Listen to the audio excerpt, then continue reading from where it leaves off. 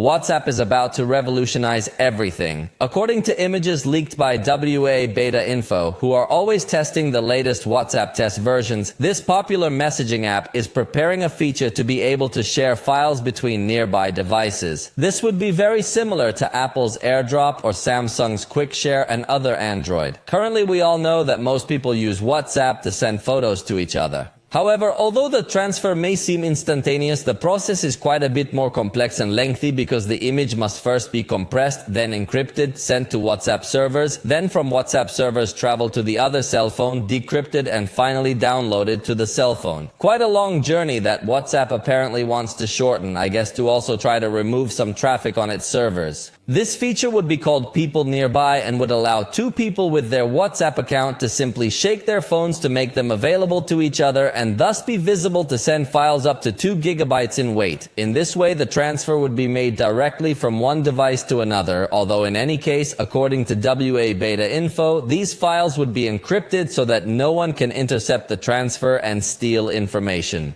The key to the success of this feature, from my point of view, will be if it allows sending these files from an iOS device to an Android. Because currently, technologies like AirDrop or QuickShare are quite functional from the same operating system, but there is no such popular solution to send and receive files from a different operating system to another.